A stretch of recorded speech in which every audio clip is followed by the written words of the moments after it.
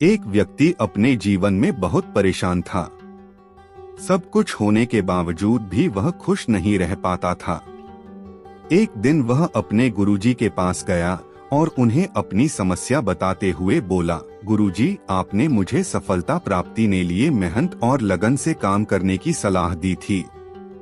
मैंने वैसा ही किया और आज मैं अपने जीवन में सफल हूँ।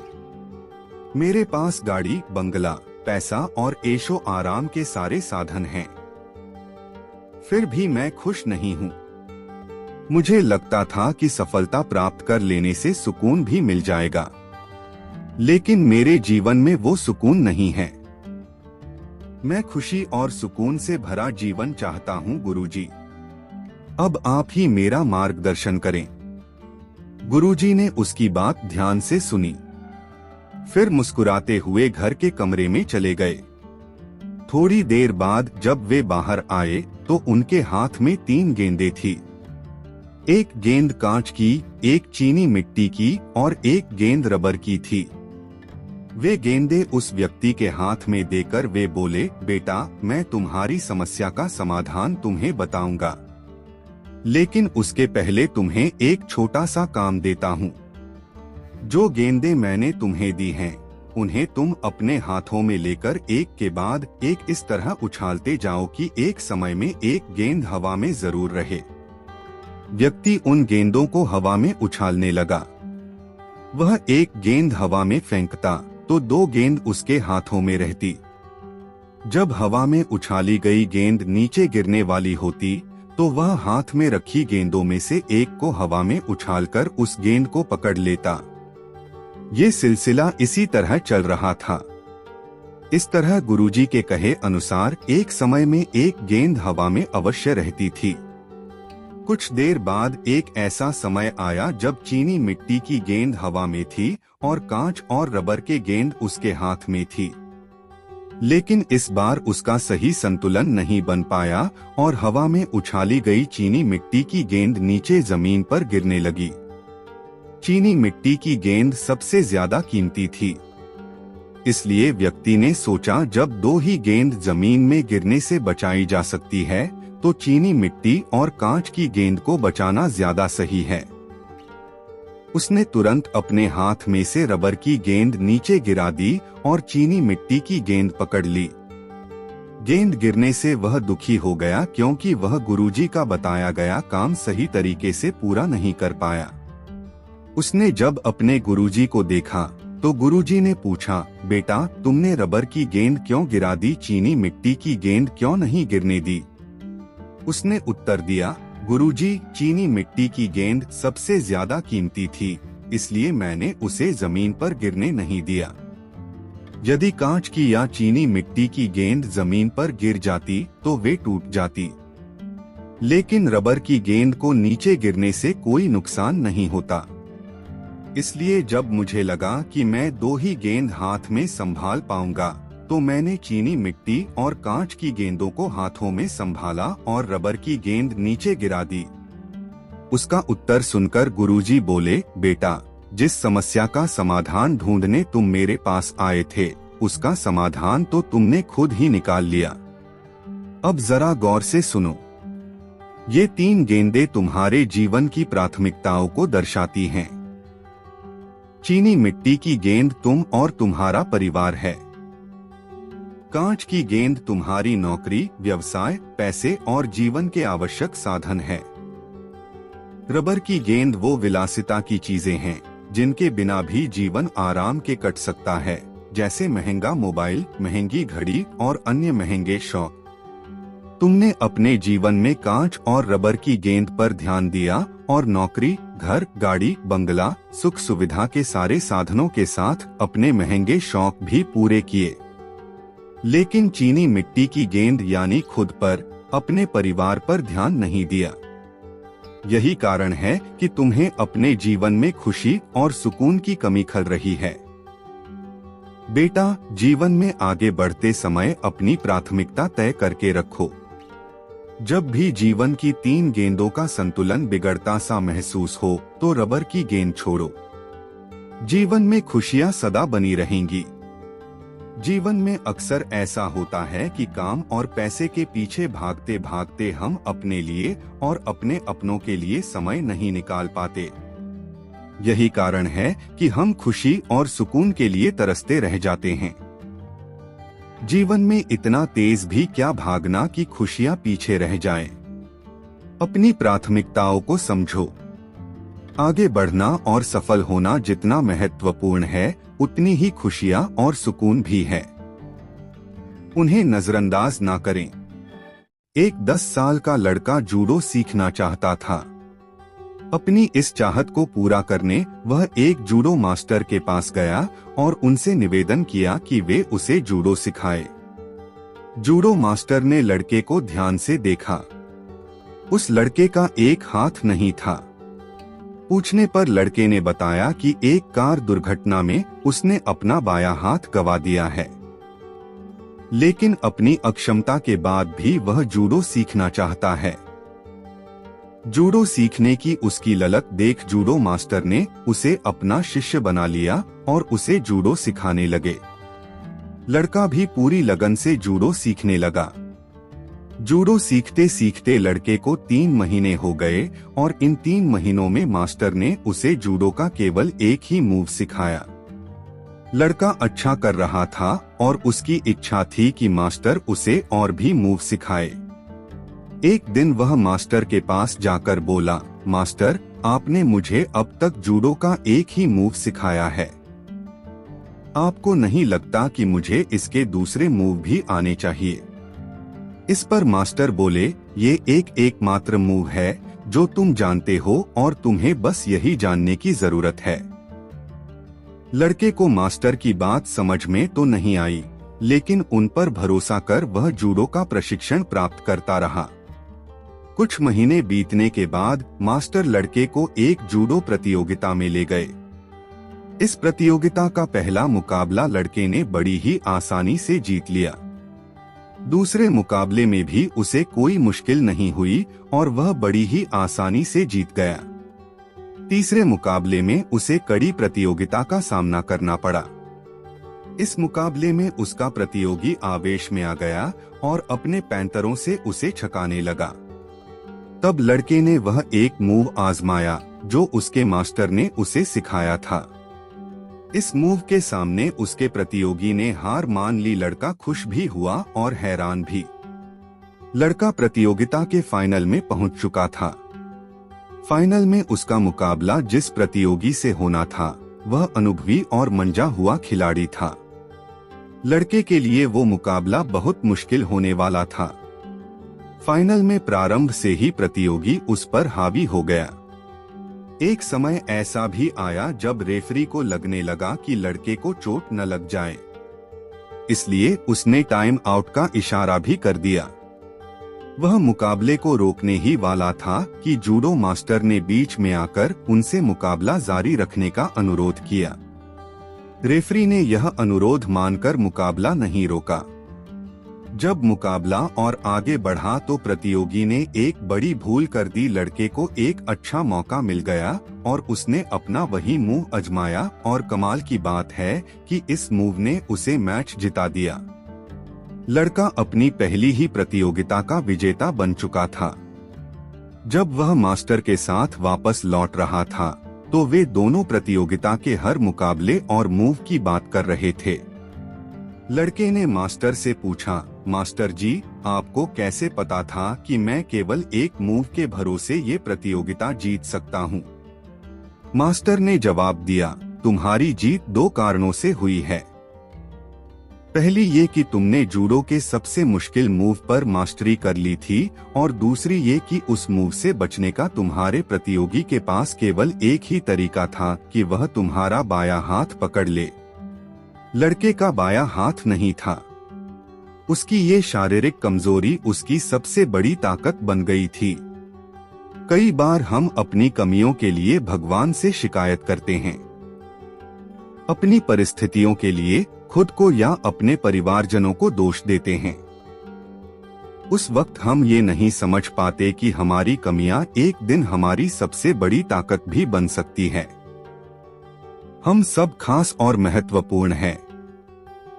इसलिए कभी ये न सोचें कि हम में कोई कमजोरी या कमी है और स्वयं में कभी भी हीनता की भावना न लाएं। अपना कर्म करते जाएं, सफलता अवश्य मिलेगी। एक जंगल में सुनहरे पंखों वाली बहुत सुंदर चिड़िया रहती थी। उसका प्रिय भोजन पेड़ के तनों पर रहने वाले कीड़े थे। एक दिन वह इधर उधर उड़ते हुए अपना भोजन तलाश रही थी। तभी एक आदमी पर उसकी नजर पड़ी। वह एक छोटा सा लकड़ी का बक्सा लेकर जंगल में तेजी से गुजर रहा था। चिड़िया को उस आदमी की जल्दबाजी देख कुछ हैरानी हुई और उसने उसे रोककर पूछा, भाई क्या बात है? इतनी जल्दी में कहाँ जा रहे हो? कुछ परेशानी है क्या? नहीं तो ऐसी कोई बात नहीं है। आज सुबह से मैं पेड़ के तनों में रहने वाले कीड़ों को इकट्ठा कर रहा था। इस लकड़ी के बक्से में मैंने उन कीड़ों को भरा हुआ है। अब जंगल के दूसरी ओर बसे गांव के बाजार में जाकर उन्हें बेचूंगा और बदले मुझे एक सुनहरा पंख मिलेगा। बाजार बंद न हो जाए इसलिए जल्दी जल्दी जा रहा हूँ, आदमी ने उत्तर दिया। यह बात सुनकर चिड़िया ने सोचा कि इसे सुनहरा पंख चाहिए और मुझे पेड़ के तने के कीड़े। हम दोनों की आवश्यकताओं की वस्तुएं एक दूसरे के पास है। क्यों न इसे मैं अपना एक पंख देकर ये बक्सा ले लूं। इस तरह मुझे भोजन की तलाश में भटकना नहीं पड़ेगा। उसने किसान को कहा कि मुझे तुम ये बक्सा दे दो, इसके बदले मैं तुम्हें एक सुनहरा पंख दे दूंगी। किसान को बिना बाजार गए ही सुनहरा पंख मिल रहा था, इसलिए वह तैयार हो गया। चिड़िया ने खुशी खुशी अपना एक पंख उसे दिया और लकड़ी का वह बक्सा ले लिया। साथ ही उसने उस आदमी को रोज सुनहरे पंख के बदले कीड़े लाने के लिए राजी कर लिया। उस दिन के बाद से चिड़िया को बिना किसी मेहनत के रोज कीड़े मिलने लगे। उसके बदले वह अपना एक पंख तोड़कर दे देती। बिना इधर उधर भटके उसके दिन मजे से बीतने लगे। लेकिन ऐसा करते करते चिड़िया के पंख खत्म होने लगे। उसे उड़ने में परेशानी होने लगी। वह दिन भी आया जब उसके सारे पंख समाप्त हो गए। अब वह उड़ने में पूरी तरह असमर्थ हो गई। पंख न मिलने पर उस आदमी ने उसके लिए कीड़े लाना बंद कर दिया। अब चिड़िया लाचार हो चुकी थी। वह भोजन की तलाश में जा नहीं सकती थी और रोज बिना मेहनत मिलने वाला भोजन अब बंद हो चुका था। कुछ ही दिनों में चिड़िया भूख प्यास से तड़पकर मर गई। सफलता का कोई शॉर्टकट नहीं होता। कभी कभी शॉर्टकट से मिली सफलता के गंभीर परिणाम भोगने पड़ सकते हैं। इसलिए हमेशा मेहनत पर भरोसा रखें। मेहनत का कोई तोड़ नहीं है। देर सवेर ही सही मेहनत से सफलता अवश्य मिलती है और वह सफलता लंबे समय तक बनी रहती है। एक नगर में एक महान तलवारबाज रहता था। उसके जैसा तलवारबाज उस पूरे नगर में तो क्या पूरे राज्य में नहीं था। राज्य भर में उसकी ख्याति फैली हुई थी। अपनी तलवारबाजी के दम पर उसने अपने राजा को कई युद्धों में जीत दिलवाई थी। इसलिए सभी उसका बहुत सम्मान करते थे। समय बीतने के साथ वह वृद्ध हो चला था। वह नहीं चाहता था कि उसकी कला उसके साथ ही इस दुनिया से चली जाए। इसलिए उसने पूरे राज्य में ऐलान करवाया कि जो भी तलवारबाजी सीखना चाहता है वह उसके पास आकर सीख सकता है। राज्य के कई युवक उसके पास आए और उसके शिष्य बनकर तलवारबाजी सीखने लगे। वह भी अपनी कला के हर गुर अपने शिष्यों को सिखाने लगा। उन शिष्यों में से एक शिष्य असाधारण था। उसने शीघ्र ही तलवारबाजी के सारे गुर सीख लिए और तलवारबाजी में पारंगत हो गया। पारंगत होने के बाद उसे अपनी तलवारबाजी पर घमंड हो गया। वह स्वयं को अपने गुरु से भी महान तलवारबाज समझने लगा, किंतु उसे अपने गुरु सरीखी प्रतिष्ठा प्राप्त नहीं थी। वह प्रतिष्ठा पाने नित नए उपाय सोचा करता। एक दिन उसने सोचा क्यों ना तलवारबाजी का एक मुकाबला गुरु के साथ किया जाए। उन्हें पराजित कर दूंगा तो लोग मुझे उनसे महान तलवारबाज स्वीकार कर लेंगे। उसने अपने वृद्ध गुरु को तलवारबाजी की चुनौती दे दी। गुरु ने वह चुनौती स्वीकार कर ली। 7 दिन बाद दोनों के मध्य तलवारबाजी का मुकाबला नियत किया गया। पूरे राज्य में इस मुकाबले की चर्चा थी, यहाँ तक कि राज्य के राजा भी वह मुकाबला देखने को आतुर थे। शिष्य को अपनी तलवारबाजी पर पूरा भरोसा था, किंतु दिन गुजरने के साथ उसका यह भरोसा कम होने लगा। उसे लगने लगा कि गुरु ने अवश्य तलवारबाजी की एक न एक विधा उसे नहीं सिखाई होगी। वह अपने गुरु पर नजर रखने लगा, ताकि अभ्यास के दौरान यदि गुरु वह विधा प्रयोग करे तो उसे देखकर वह सीख सके। एक दिन उसने देखा कि गुरु कहीं जा रहा है। वह उसका पीछा करने लगा। गुरु लोहार के पास पहुंचा और लोहार को 15 फुट लंबी म्यान तैयार करने का आदेश दिया। शिष्य ने सोचा अवश्य ही गुरु 15 फुट लंबी तलवार बनवाकर उतनी दूर से ही उसका सिर कलम कर देने की योजना बना रहा है। बिना समय व्यर्थ किए वह एक अन्य लोहार के पास गया और उससे 16 फुट लंबी तलवार बनवा ली। मुकाबले का दिन आया। गुरु और शिष्य दोनों एक दूसरे के आमने सामने थे। जैसे ही मुकाबला शुरू हुआ, गुरु ने म्यान से तलवार निकालकर शिष्य की गर्दन पर रख दी। उधर शिष्य म्यान से अपनी 16 फुट लंबी तलवार निकालता ही रह गया। वास्तव में गुरु ने म्यान 15 फुट की बनवाई थी, किंतु उसकी तलवार एक सामान्य तलवार थी। जीवन में हर युद्ध ताकत और बल के सहारे नहीं जीते जाते। आत्मज्ञान और अनुभव के सामने ताकत और बल भी फीके पड़ जाते हैं। घमंड को कभी न कभी नीचा देखना ही पड़ता है। अपनी कला पर घमंड करने के बजाय उसे निखारने में समय लगाएं। एक राज्य में शासन करने वाला राजा दुनिया का सबसे शक्तिशाली शासक बनना चाहता था।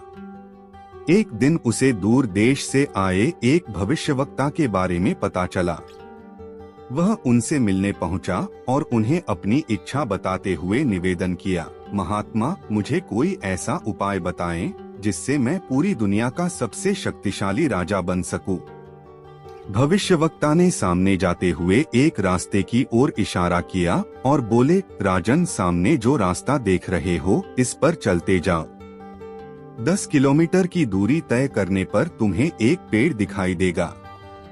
उस पेड़ पर चमत्कारी फल लगते हैं। तुम उस पेड़ से एक फल तोड़कर खा लेना।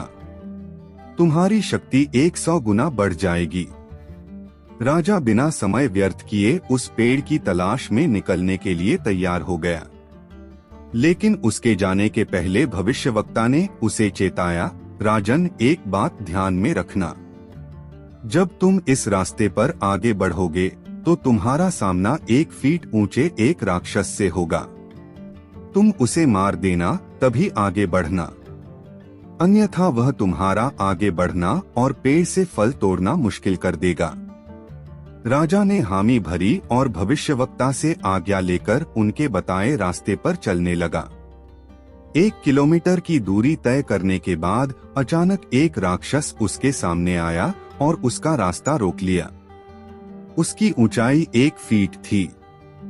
वह राजा को ललकारते हुए बोला, तुझ में हिम्मत है तो मुझे मारकर आगे बढ़। राजा ने देखा कि राक्षस कदकाठी में बहुत छोटा है। उसने सोचा कि इतने छोटे से राक्षस को मारने में अपना समय और ऊर्जा क्यों व्यर्थ करूं। वह उसे धकेलकर बिना मारे ही आगे बढ़ गया। वह आगे 1 किलोमीटर ही चल पाया था कि वह राक्षस फिर से उसके सामने आ गया। इस बार उसकी ऊंचाई 1 फीट बढ़ गई थी। राजा ने उसे फिर एक तरफ धकेला और आगे बढ़ गया। आगे बढ़ते बढ़ते हर 1 किलोमीटर पर वह राक्षस राजा के सामने आने लगा और हर बार उसकी ऊंचाई 1 फीट बढ़ी हुई होती। राजा हर बार उसे मारे बिना आगे बढ़ता जाता। जब राजा भविष्यवक्ता द्वारा बताए पेड़ के पास पहुंचा तो राक्षस फिर से सामने आ गया। इस बार वह 10 फीट का विशालकाय राक्षस था। जब उसने राजा को फल तोड़ने से रोक दिया तब राजा को भविष्यवक्ता की चेतावनी याद आई कि राक्षस को मार देना, अन्यथा वह तुम्हें फल तोड़ने नहीं देगा। अब राजा के पास युद्ध के अतिरिक्त कोई चारा नहीं था। दोनों में भयंकर युद्ध हुआ। कई बार स्थिति ऐसी बनी मानो राक्षस राजा को मार देगा, लेकिन अंत में किसी तरह राजा राक्षस को मारने में सफल रहा। फिर उस चमत्कारी पेड़ का फल तोड़कर खाकर उसने चैन की सांस ली। लक्ष्य प्राप्ति की दिशा में जब हम प्रयासरत रहते हैं तो हमें कई बार छोटी छोटी समस्याओं और चुनौतियों से दो चार होना पड़ता है। हम अक्सर उन्हें छोटा या तुच्छ जानकर नजरअंदाज कर देते हैं और उनका निराकरण नहीं करते। फिर धीरे धीरे वही समस्याएं और चुनौतियां बड़ी होती चली जाती हैं। एक समय ऐसा आता है जब उन्हें नजरअंदाज करना संभव नहीं हो पाता और वे हमारे लक्ष्य प्राप्ति के मार्ग का रोड़ा बन जाती हैं। कई बार उस रोड़े को पार कर पाना हमारे बस के बाहर हो जाता है और कई बार उन्हें सुलझाने में हमारा बहुत समय और ऊर्जा बर्बाद हो जाती है। बाद में हम पछताते हैं कि हमने पहले उसका समाधान क्यों नहीं निकाला। इसलिए बाद में पछताने से बेहतर है कि समस्याएं शुरुआत में उस वक्त ही सुलझा ली जाएं, जब वे छोटी हों। एक बार सृष्टि के रचयिता ब्रह्मा जी ने मानव जाति के साथ एक खेल खेलने का निर्णय लिया।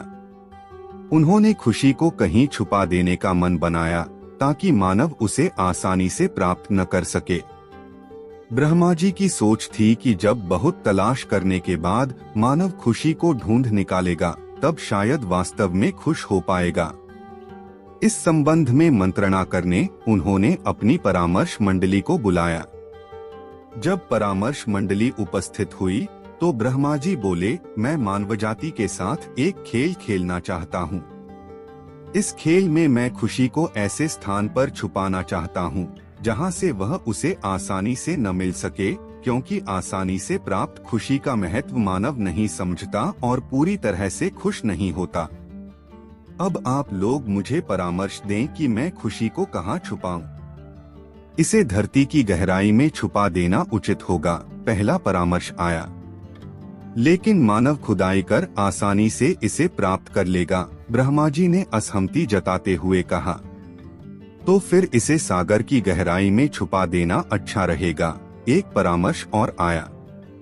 मानव सारे सागर छान मारेगा और खुशी आसानी से ढूंढ निकलेगा, इसलिए ऐसा करना ठीक नहीं होगा, ब्रह्मा जी बोले। बहुत से परामर्श सलाहकार मंडली ने दिए, लेकिन कोई ब्रह्मा जी को जंचे नहीं। काफी सोच विचार कर ब्रह्मा जी एक निर्णय पर पहुंचे, जिससे परामर्श मंडली भी सहमत थी। वह निर्णय था कि खुशी को मानव के अंदर ही छुपा दिया जाए। वहां उसे ढूंढने के बारे में मानव कभी सोचता ही नहीं है। लेकिन यदि उसने वहां खुशी ढूंढ ली तो वह अपने जीवन में वास्तव में खुश रहेगा। हम अक्सर खुशी को बाहर तलाशते रहते हैं, किंतु वास्तविक खुशी हमारी भीतर ही है। आवश्यकता है उसे अपने भीतर तलाशने की। एक दिन की बात है। पिता ने देखा कि उसका बेटा घर के लॉन में गुमसुम खड़ा हुआ है। वह बेटे के पास गया और उससे पूछा, बेटा क्या बात है? गुमसुम से क्यों खड़े हो? मैं कुछ सोच रहा हूँ पापा, बेटे ने जवाब दिया। मुझे भी तो पता चले कि तुम क्या सोच रहे हो, पिता बोला। मैं ये सोच रहा हूँ पापा कि मेरी जिंदगी की कीमत क्या है। पिता मुस्कुरा उठा और बोला, अच्छा ये बात है। यदि तुम सच में अपनी जिंदगी की कीमत समझना चाहते हो तो जैसा मैं कहता हूँ वैसा करो। बेटा तैयार हो गया। पिता ने उसे एक पत्थर दिया जो दिखने में साधारण सा ही था और कहा, बेटा इस पत्थर को लेकर बाजार जाओ। वहां किसी स्थान पर ये पत्थर हाथ में लेकर खड़े हो जाना। कोई इसकी कीमत पूछे तो कहना कुछ नहीं, बस अपनी 2 उंगलियां खड़ी कर देना। बेटा बाजार चला गया और एक जगह पर हाथ में पिता का दिया हुआ पत्थर लेकर खड़ा हो गया। उसे वहां खड़े हुए कुछ समय ही गुजरा था कि एक बूढ़ी औरत उसके पास आई और पूछने लगी, बेटा, इस पत्थर की क्या कीमत है? लड़का कुछ बोला नहीं, बस अपने पिता के कहे अनुसार अपनी 2 उंगलियां खड़ी कर दी। अच्छा, 200 रुपए। ठीक, मैं इस पत्थर को 200 रुपए में खरीदने को तैयार हूँ। मुझे ये पत्थर दे दो, बूढ़ी औरत बोली। बूढ़ी औरत की बात सुनकर लड़का हैरान रह गया। उसे अंदाजा ही नहीं था कि एक साधारण से दिखने वाले पत्थर के लिए कोई 200 रुपए भी दे सकता है। खैर, उसने वह पत्थर बेचा नहीं और घर आ गया। घर आकर उसने सारी बात अपने पिता को बताई। तब पिता ने उससे कहा, इस बार तुम एक म्यूजियम में जाना। वहां भी कोई तुमसे इस पत्थर की कीमत पूछे तो पहले की तरह 2 उंगलियां खड़ी कर देना। लड़का पत्थर लेकर म्यूजियम चला गया। वहां एक आदमी ने उसके हाथ में वह पत्थर देखकर पूछा, इसकी कीमत क्या है? लड़का कुछ नहीं बोला, बस अपनी 2 उंगलियां खड़ी कर दी। अच्छा, 20,000 रुपए। ठीक है, मैं ये तुमसे 20,000 रुपए में खरीद लूंगा, आदमी बोला। लड़का यह सुनकर हैरान रह गया। उसे यकीन ही नहीं हो रहा था कि कोई उस पत्थर के 20,000 रुपए भी दे सकता है। पत्थर बेचने से मना कर वह घर आ गया। अपने पिता को उसने सारी बात बताई। तब पिता ने कहा, अब मैं तुम्हें आखिरी जगह भेजता हूँ। इस पत्थर को लेकर अब तुम किसी कीमती पत्थरों की दुकान पर जाओ और वहां भी कोई तुमसे इसकी कीमत पूछे तो कुछ कहना मत। पहले की तरह बस 2 उंगलियां खड़ी कर देना। लड़का तुरंत कीमती पत्थरों की एक दुकान में पहुंचा। उसके हाथ में वह पत्थर देख दुकानदार तुरंत उसके पास आया और बोला, अरे ये पत्थर तुम्हारे पास कैसे? इसे तो मैं सालों से तलाश रहा हूँ। ये पत्थर तुम मुझे दे दो, बताओ क्या कीमत लोगे इसकी? लड़के ने बिना कुछ कहे अपनी 2 उंगलियां खड़ी कर दी। अच्छा, 2 लाख रुपए। ठीक है, मैं अभी तुम्हें 2 लाख रुपए देकर ये पत्थर तुमसे खरीद लेता हूँ, वह आदमी बोला। 2 लाख रुपए सुनकर लड़के की आंखें आश्चर्य से फैल गई। यह कीमत तो उसकी सोच से भी बाहर थी। खैर, उसने वह पत्थर नहीं बेचा और घर चला आया। घर पहुंचकर उसने अपने पिता को बताया, पापा, यकीन ही नहीं हो रहा कि कोई इस पत्थर के 2 लाख रुपए देने को भी तैयार है। ये कैसा पत्थर है पापा? कोई इसे 200 में खरीदना चाहता है तो कोई 20,000 में, और तो और इसे 2 लाख रुपए में भी लोग खरीदने को तैयार हैं। आखिर इसकी कीमत क्या है? पिता बेटे को समझाते हुए बोला, बेटा, तुमने अपनी जिंदगी की कीमत मुझसे पूछी थी ना। इस पत्थर की जगह अपनी जिंदगी को रखो और अंदाजा लगाओ अपनी जिंदगी की कीमत का। इस पत्थर की कीमत अलग अलग स्थान पर अलग अलग थी। वैसा ही जिंदगी के साथ भी है। तुम्हारी जिंदगी की कीमत इस बात पर निर्भर करती है कि तुम खुद को कहां पर रखते हो। यदि तुम खुद को 200 रुपए वाली जगह पर रखोगे तो तुम्हारी जिंदगी की कीमत 200 रुपए की है। यदि तुम खुद को 2 लाख रुपए वाली जगह पर रखोगे तो तुम्हारी जिंदगी की कीमत 2 लाख रुपए की है। अब ये तुम्हें तय करना है कि तुम खुद को कहां रखते हो। लोग हमारा और जिंदगी का अलग अलग मूल्यांकन करते हैं। जो हमसे प्यार करते हैं, हमें अपना समझते हैं, उनके लिए हम सब कुछ होते हैं। लेकिन जो हमें बस इस्तेमाल करना चाहते हैं, हमारा फायदा उठाना चाहते हैं, उनके लिए हम कुछ भी नहीं होते। वास्तव में जीवन अमूल्य है, इसका महत्व समझें।